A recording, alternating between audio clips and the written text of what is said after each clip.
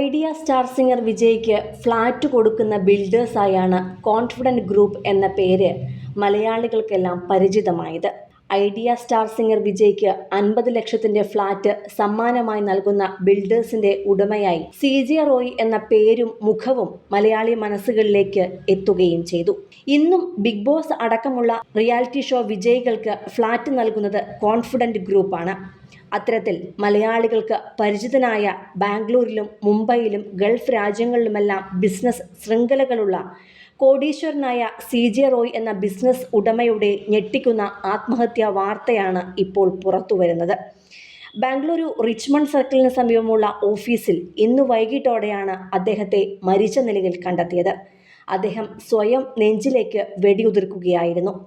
കൊച്ചിക്കാരായ മലയാളി മാതാപിതാക്കൾക്ക് ജനിച്ച അദ്ദേഹം ബാംഗ്ലൂരിലാണ് വളർന്നതെല്ലാം, പഠിച്ചതെല്ലാം വിദേശത്തും.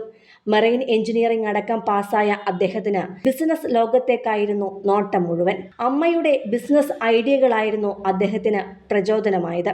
ഇന്ത്യയിലും മിഡിൽ ഈസ്റ്റിലും സാന്നിധ്യമുള്ള പ്രമുഖ റിയൽ എസ്റ്റേറ്റ് ഗ്രൂപ്പായി കോൺഫിഡന്റ് ഗ്രൂപ്പിനെ മാറ്റിയെടുക്കുകയായിരുന്നു അദ്ദേഹം. ഈ വ്യവസായ ഗ്രൂപ്പിന്റെ സ്ഥാപകനും ചെയർമാനുമാണ് ഡോക്ടർ റോയ് CJ. കേരളത്തിലും കർണാടകയിലുമായി നിരവധി ഭവന നിർമ്മാണ പദ്ധതികൾ നടപ്പിലാക്കിയ റിയൽ എസ്റ്റേറ്റ് ബിസിനസ്സുകാരനാണ് അദ്ദേഹം. സ്റ്റാർ സിംഗർ എന്ന റിയാലിറ്റി ഷോയിലൂടെയാണ് അദ്ദേഹം മലയാളികൾക്ക് പരിചിതനായത്. റിയാലിറ്റി ഷോകളുടെ തലതൊട്ടപ്പനായി അറിയപ്പെട്ടിരുന്ന സ്റ്റാർ സിംഗറിന്റെ വിജയ്ക്ക് കോൺഫിഡന്റ് ഗ്രൂപ്പ് നൽകുന്ന 50 ലക്ഷത്തിന്റെ ഫ്ളാറ്റ് എന്ന പരസ്യവാചകം ഇന്നും മലയാളി മനസ്സുകളിൽ തട്ടി നിൽക്കുന്നതാണ്. മോഹൻലാൽ അവതാരകനായ ബിഗ് ബോസ് റിയാലിറ്റി ഷോയുടെ മുഖ്യ സ്പോൺസറായിരുന്നതും റോയ് ആയിരുന്നു. മോഹൻലാൽ ചിത്രം കാസനോവ അടക്കമുള്ള സിനിമകളുടെ നിർമ്മാതാവാണ്. സമുദ്ര സംബന്ധിയായ ജോലികൾക്ക് ശേഷമാണ് അദ്ദേഹം റിയൽ എസ്റ്റേറ്റ് രംഗത്തേക്ക് കടന്നു വരുന്നത്. വിദ്യാഭ്യാസം, ഹൃദയ ശസ്ത്രക്രിയ, ഡയാലിസിസ് ക്യാമ്പുകൾ, വീട് നിർമ്മാണം എന്നിവയ്ക്ക് കോൺഫിഡൻസ് ഫൗണ്ടേഷൻ വഴി വലിയ സഹായങ്ങൾ നൽകിയിരുന്നു. അതോടൊപ്പം തന്നെ കുട്ടികൾക്ക് പഠിക്കാനും. ആദായ നികുതി വെട്ടിപ്പുമായി ബന്ധപ്പെട്ട് കുറച്ചു കാലമായി തന്നെ റോയ്ക്കെതിരെ അന്വേഷണം നടന്നു വരികയായിരുന്നു. ഇതുമായി ബന്ധപ്പെട്ട പരിശോധനകൾ തുടരുവാൻ അടുത്തിടെ കോടതി അനുമതി നൽകിയിരുന്നു. ഇതിന് പിന്നാലെയാണ് കേരളത്തിൽ നിന്നും ഇൻകം ടാക്സ് ഉദ്യോഗസ്ഥർ പരിശോധനയ്ക്കായി ബംഗളൂരുവിലെ കോൺഫിഡന്റ് ഗ്രൂപ്പിന്റെ കോർപ്പറേറ്റ് ഓഫീസിൽ എത്തിയത്.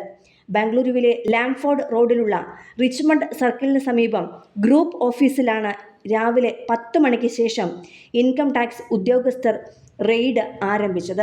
ഇന്നെത്തിയ ഉദ്യോഗസ്ഥർ റോയിയെ ഓഫീസിലേക്ക് വിളിച്ചു വരുത്തുകയായിരുന്നു. തുടർന്ന് ഇടപാടുകളുമായി ബന്ധപ്പെട്ട് രേഖകൾ ആവശ്യപ്പെടുകയും ചെയ്തു. ചില രേഖകൾ എടുത്തു നൽകാമെന്ന് പറഞ്ഞ് അദ്ദേഹം ഓഫീസിലേക്ക് പോയി. ഇവിടെ വെച്ചാണ് വെടിയുതിർത്തത്. സ്വന്തം തോക്കുപയോഗിച്ച് തന്നെ അദ്ദേഹം നെഞ്ചിൻ കൂട്ടിലേക്ക് വെടിയുതിർക്കുകയായിരുന്നു.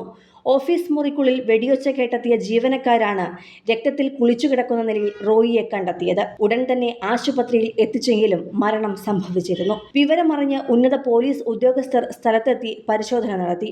ഇൻക്വസ്റ്റ് നടപടികൾക്ക് ശേഷം മൃതദേഹം പോസ്റ്റ്മോർട്ടത്തിനായി മാറ്റിയിരിക്കുകയാണ്. നടപടികൾക്ക് ശേഷം ബന്ധുക്കൾക്ക് വിട്ടു നൽകും. മരണകാരണം സംബന്ധിച്ച് പോലീസ് അന്വേഷണം ഊർജിതമാക്കിയിട്ടുണ്ട്. സ്ഥാപനങ്ങളിൽ കുറച്ചു ദിവസങ്ങളായി പരിശോധനകൾ നടന്നു വരികയായിരുന്നു. ഇതിൽ അദ്ദേഹം കടുത്ത മാനസിക സമ്മർദ്ദത്തിലായിരുന്നുവെന്ന് അദ്ദേഹത്തിൻ്റെ സ്ഥാപനത്തിലെ ജീവനക്കാർ പറയുന്നുണ്ട്.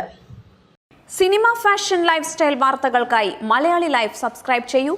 ലേറ്റസ്റ്റ് അപ്ഡേറ്റ്സിനായി ബെൽ ബട്ടണും അമർത്തുക.